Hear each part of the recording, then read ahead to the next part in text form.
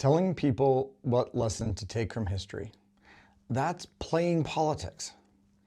That's what the chair of the Colonial Williamsburg Foundation, Carly Fiorina, a former Republican candidate for president, she said just recently, not as a misstep, but directly, purposefully, while working with Ken Burns to promote his upcoming American Revolution series. And Burns echoed it. He said we need to avoid the fashions of historiography. Scholarship ebbs and flows. We need to stick to the facts, especially when it comes to the revolution. Now, that doesn't represent some new controversial direction in public history. It's not a disruption. It's far from it, actually. It's a confirmation of what American heritage institutions and their allies have pretty much always done. Reject honest interpretation as dangerous, label authentic meaning as political, and protect the dominant national narrative from being questioned too closely. It might interrupt the people who are buying your tickets. But take that logic and drop it into a different context. Say, I don't know, Germany. Imagine the director of the Dachau Memorial Site insisting their job isn't to help visitors understand what the Holocaust means, only to show what happened. There are the barracks, there's the gift shop, meanwhile, rate us on TripAdvisor. These places are, first and foremost, places of remembrance, spaces where the lessons of the past are intended to collide with application in the present. Imagine the leader of the Anne Frank Center in Frankfurt saying it would be inappropriate to draw a modern conclusion from Anne's story. That to draw lessons from her diary and her lived experience and the way in which she was murdered would cross a political line. That's just playing politics. In Germany, with its robust, if imperfect memory culture, we can talk about that more, that might be a scandal.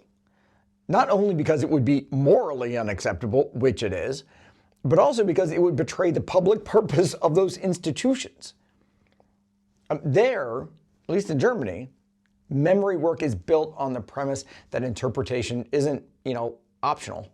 It's the point. It's necessary.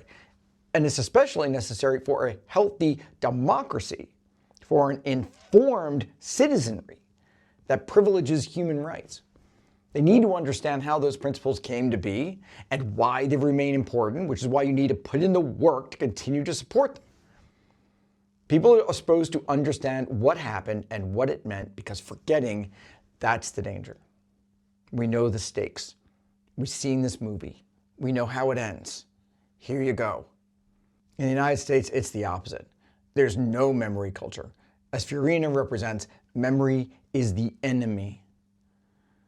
In the United States, we built a whole heritage industry, a heritage industrial complex designed to obscure meaning. There are exceptions, Whitney Plantation and places like that, but they prove the rule. The rule is delay recognition, delay acknowledgement of historical truths. That's why in the 1920s and 30s, Henry Ford, America's white supremacist in chief, and John D. Rockefeller pumped millions into capturing a narrow, distorted view of the American past to keep that version of the white past just far enough away from the authentic past to make sure that its consequences lose their sting. That's why the Reverend Goodwin, when he was putting together Colonial Williamsburg and he pitched it to Rockefeller, made sure he was pitching it as restoring a quaint English village that never existed. That's what Rockefeller bought into.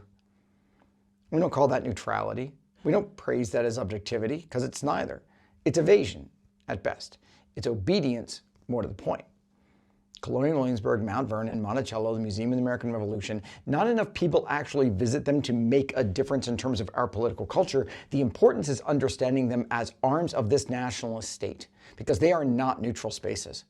Increasingly, they exist to serve a specific audience, those white Americans who want to feel affirmed by that past, who need the founders to remain noble, who need truth to be waved away as complicated, and to context to be phrased as politics. Don't let your truth get in the way of my feelings.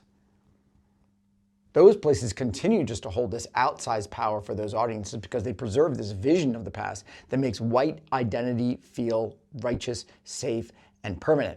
I worked at Colonial Williamsburg for 4 years. I'm the author of Colonial Williamsburg, the official guide. I know these places inside out. I see how they can easily embrace associations with the far right. They always have. But now Mount Vernon and the Heritage Foundation, the Museum of the American Revolution, with education groups on the populist right like Moms for Liberty at least aligned with them, and Monticello with Trump himself. That's what Fiorina's statement really reveals. It's a system functioning as designed, and one that's now reached its moment of greatest application, arms of a nationalist authoritarian state. It's always served the nationalist authoritarian narrative. Keep white people centered in everything. Talk about other people only to the extent that they served the white goal. You want to talk about black people? They had better be black patriots. They had better be buying into white ideas of patriot republicanism. Anybody who opposes that, explain them away quickly. If truth is the highest form of resistance to any regime that requires lies to function, then America's heritage sites and the people who promote them are the ultimate collaborators. Because the American memory system, if you want to call it that, was purposefully built to avoid the truths of the past, not to reckon with them. Unlike Germany's memory culture, American heritage was designed to elevate myths. It takes white rebellion and it makes it identity. It takes treason and makes it virtue. And then it calls anyone who refuses that flattening, divisive, unpatriotic, radical, anti-American. I just need to look at my comments and my emails for that.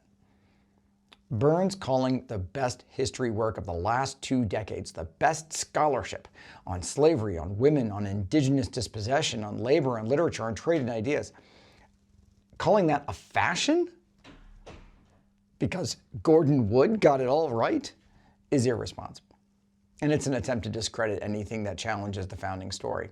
It's a way of signaling that nothing has to change, that the old voices still get to decide what counts. That new scholarship, new insight, new research is just a fashion that can be absolutely dismissed and disregarded. That obedience has a cost.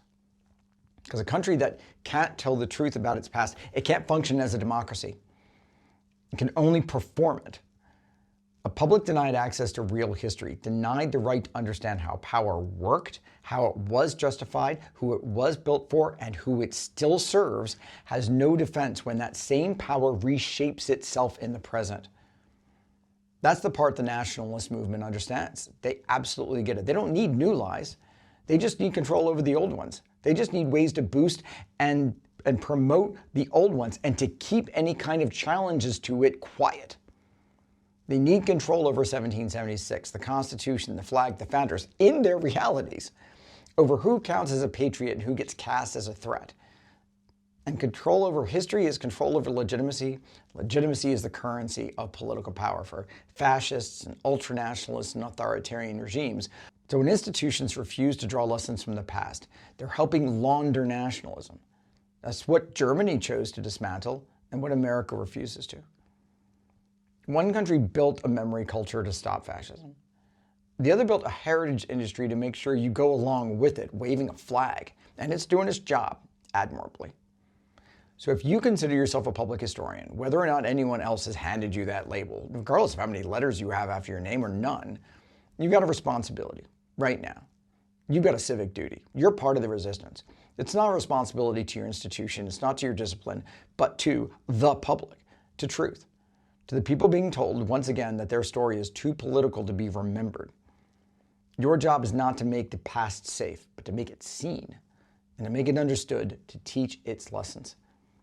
Because if you don't, if you wait for permission or consensus or cover, it won't just be the past that gets rewritten. It'll be everything.